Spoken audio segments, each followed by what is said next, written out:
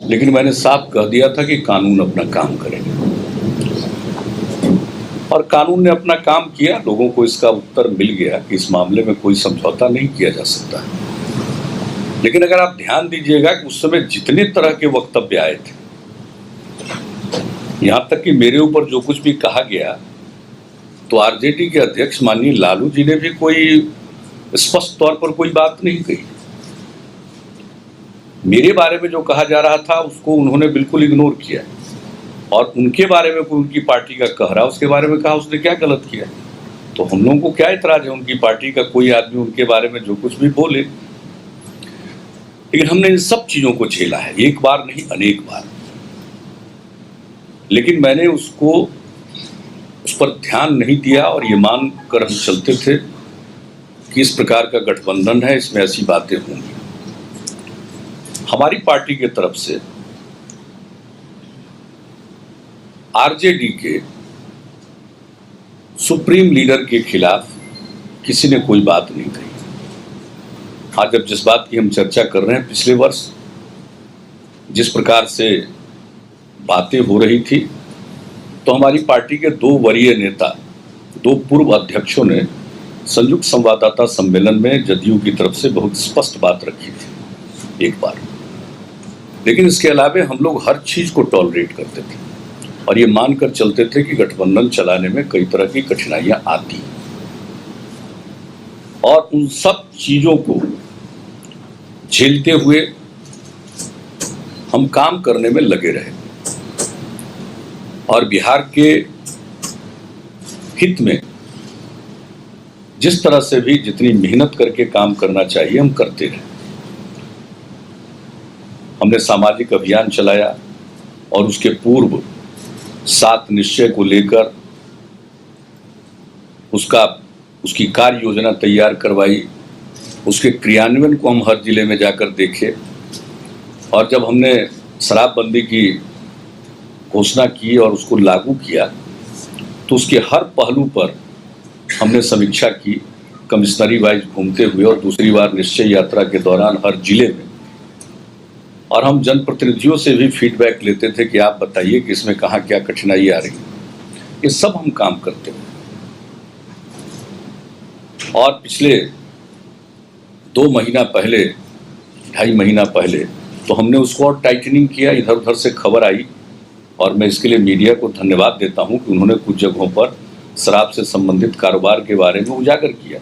उसने बहुत बड़ी मदद की इस पूरे मामले को और मुस्तैदी के साथ अगर कहीं कोई कमी है तो उसको दुरुस्त करने में। और मीडिया की अहम भूमिका होती है। अगर मीडिया न रहे तो बहुत सारी चीजें जो नीचे घट रही हैं उसकी जानकारी लोगों को नहीं मिल सकती। लोकतंत्र का चौथा स्तंभ है, इसलिए अगर मीडिया में कोई बात आती है तो उसको हम गौर करते हैं घटनाओं के बारे में। तो हम करते रहे, पूरी मेहनत करके सारा काम करते रहे और नीचे के स्तर पर इधर उधर जो कुछ भी हस्तक्षेप प्रशासनिक कार्यों में भी होता रहा, इन सब चीजों के बीच हम विकास का काम करते रहे और पूरे गठबंधन धर्म का पालन करते। और मेरे मन में बात आती थी कि भाई इस गठबंधन का नाम ही हमने महागठबंधन दिया, तो अगर कुछ कठिनाई आती है तो उसको झेलना चाहिए और यथासंभव काम करना चाहिए। वो हम करते रहे। लेकिन जब इसके बाद जो भ्रष्टाचार के मामले सामने आए और उसको लेकर बिहार के जन जन में ये बात आई, मीडिया के माध्यम से इसको इतनी प्रमुखता मिली और बिहार के बाहर भी इसकी पूरी चर्चा होने लगी, तो एक ऐसा विषय कि आखिरकार इतने दिनों तक की राजनीति में हमारा जो काम करने का तौर तरीका रहा है उसमें हम समझौता कैसे कर सकते हैं। हमने प्रारंभ से भ्रष्टाचार के खिलाफ सशक्त अभियान चलाया है। यहाँ पर कानून में भी परिवर्तन लाया और लोगों की, अगर भ्रष्ट कोई लोक सेवक है उसकी प्रॉपर्टी को भी अटैच करने का काम किया गया। ये सब जहां हो रहा है जिस राज्य में, अब ऐसी बातें सामने आती हैं तो फिर कठिन परिस्थिति थी और तरह तरह की बात की जाने लगी। जब पहली बार देश के विभिन्न हिस्सों में छापा पड़ा तो उसके बाद ट्वीट करके कहा गया कि बीजेपी को नए सहयोगी के लिए धन्यवाद, बधाई। और 40 मिनट के अंदर उस ट्वीट की फिर व्याख्या की गई। लेकिन जो ट्वीट किया गया उसका इंपैक्ट क्या पड़ा था, मैसेज क्या गया था, बहुत क्लियर था, बहुत साफ मैसेज था। और 40 मिनट के अंदर उसका इंटरप्रिटेशन भी किया गया तो लोगों ने कहा कि भाई ये एक सिर्फ बात बनाने वाली बात, लेकिन मूल जो भावना थी और जो मैसेज गया था बहुत स्ट्रांग मैसेज गया था। दूसरी तरफ से ये बात हो रही थी। और इसके बाद यहाँ जो कुछ भी हुआ है, मैं तो यहाँ नहीं था, मेरी तबीयत खराब थी और आप सब जानते हैं कि राजगीर से मेरा भावनात्मक लगाव और पेट की गड़बड़ी के कारण हाई फीवर, सब तरह का जांच डॉक्टर्स ने किया, दवा तो खा ही रहे थे। लेकिन आप जानते हैं कि राजगीर के कुंड में नहाने का और राजगीर में जाकर कुंड का पानी पीने की आदत हमारी बहुत पहले से रही है, बचपन से रही। हम चले गए स्वास्थ्य लाभ के लिए। अगले दिन छापा पड़ता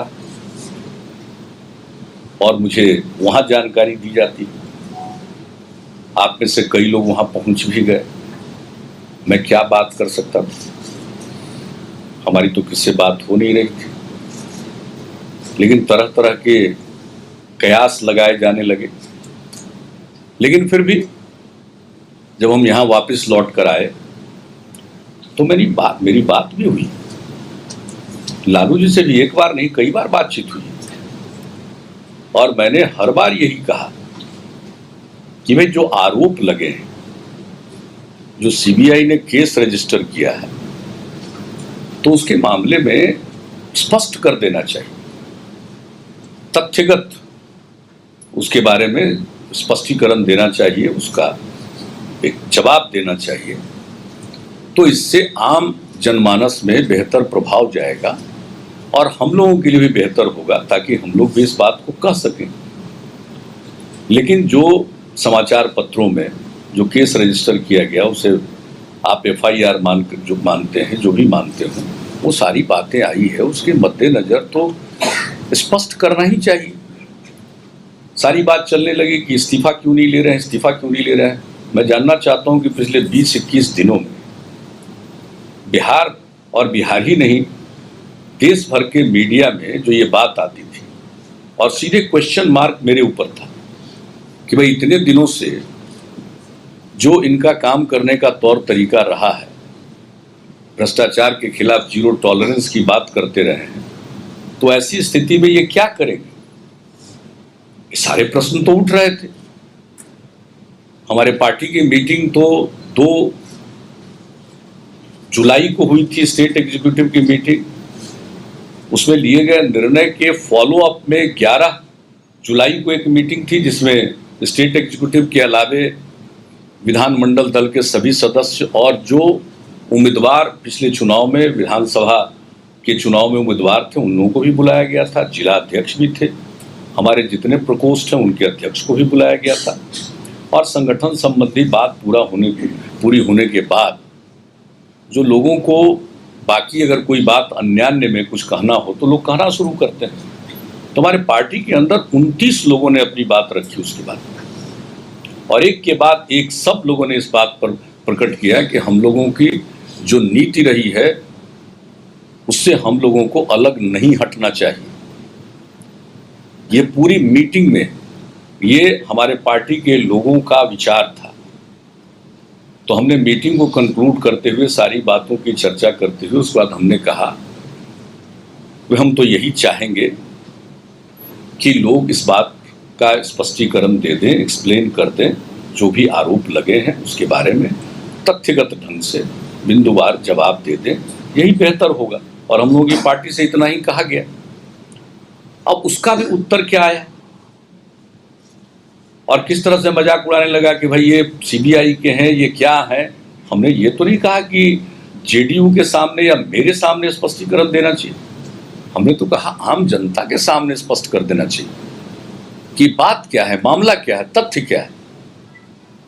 यह बोलना कि मुझे फंसाया जा रहा है अपने समर्थकों के लिए तो ठीक है, कोई बोलता है राजनीति में रहने वाला, तो उसके लिए समर्थकों के लिए तो बात हो जाती है, हम माइनर हैं, कुछ भी हो, ये सब समर्थकों के लिए। लेकिन आम जनता के लिए तो ये जरूरी था कि एक्सप्लेन कर देना चाहिए था। और जब हमसे तेजस्वी जी मिले भी कैबिनेट मीटिंग के बाद, अकेले थे, तो ये सारी बातें हुई। हमसे कहा गया कि आप ही बता दिए क्या एक्सप्लेन करना। हमने कहा कि भाई हम ये प्रॉपर्टी, एसेट्स और कंपनी वगैरह के बारे में मेरी कोई जानकारी नहीं है, हमारा इन सब चीजों का कोई अनुभव नहीं, इसलिए हम क्या सलाह देंगे। हमारा तो सिर्फ इतना ही कहना है कि जो आरोप है उसके बारे में जो आप कह सकते हैं उसको कहिए, और इसका अच्छा असर आम जनमानस पर जाएगा, यही हमने कहा बार बार। अब बार बार कहा जाता था कि भाई अगर कुछ कहेंगे तो एफआईआर में कुछ फ्लॉ है तो उसको लोग दुरुस्त कर लेगा। ऐसी कोई बात नहीं, हम तो कोई टेक्निकल और लीगल बात कर ही नहीं रहे थे। हमने तो कहा फैक्चुअल कहने की बात, और आम जनता के बीच में मीडिया के माध्यम से प्रकट कर दीजिए, और इसका लाभ होगा महागठबंधन। लेकिन इसके लिए लोग तैयार नहीं थे। अब तैयार इसलिए नहीं थे कि लगता है कि कुछ स्पष्टीकरण देने की उनकी कोई स्थिति ही नहीं थी। और उसके बाद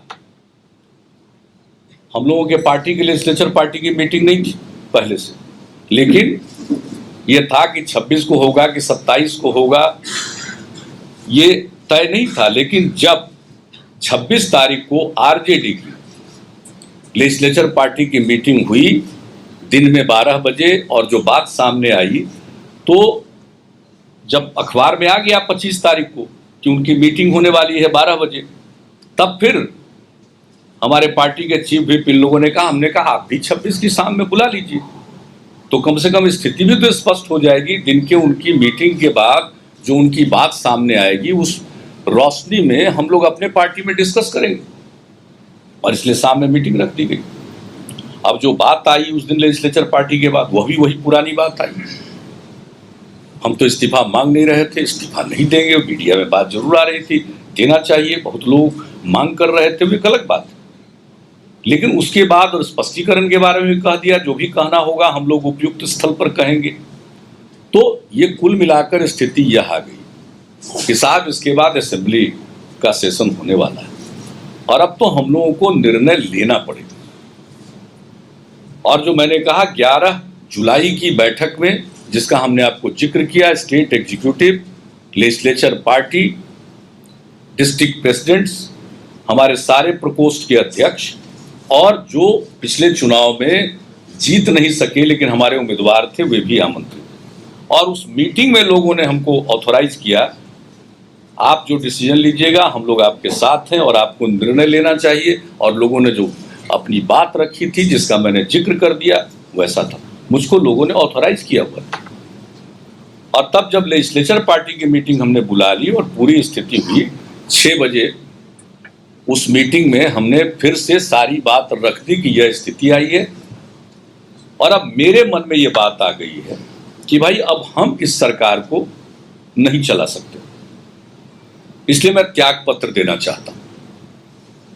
मेरे विधायक दल ने पूरे तौर पर इसको एंडोर्स किया, और तब त्याग पत्र देने के बाद, हम इस निर्णय के बाद, त्याग पत्र लिखने के बाद, हमने बातचीत की राष्ट्रीय जनता दल के अध्यक्ष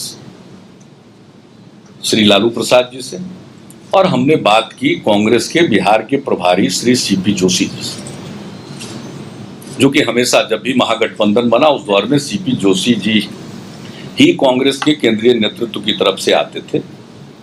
तो हमने दोनों व्यक्तियों को कह दिया कि अब मेरे लिए संभव नहीं है सरकार चलाना इस रूप में, इसलिए हम त्याग पत्र देने जा रहे हैं। अब इस बात को सुनने के बाद किसी को कुछ कहना रहता है, 1-2 लाइन करते हैं कि अरे ऐसा क्यों, ये सब बात होती है।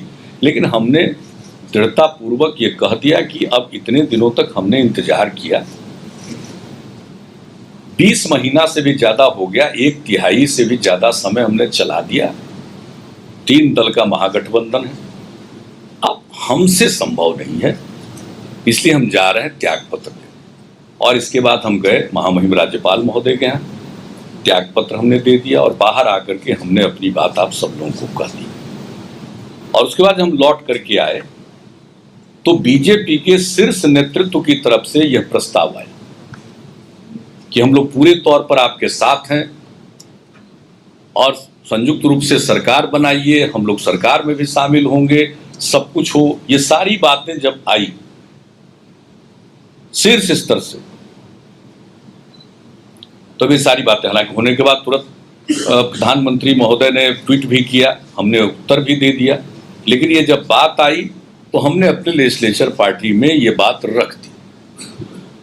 हमारे विधायक दल ने पूरे तौर पर, उन लोगों ने कहा कि आप बताइए, हम कि विधायक दल की बैठक है, हम उस पर पहले बात कर लेते हैं। विधायक दल की बैठक में जब इंडोर्स कर दिया लोगों ने, तब हमने वापस कहा और ये कहा कि अगर संयुक्त रूप से काम करना है तो, और उन लोगों का ही प्रस्ताव था कि संयुक्त बैठक भी हो जाए, तो उनकी भी बैठक थी, वो बैठक उनकी समाप्त हो चुकी थी।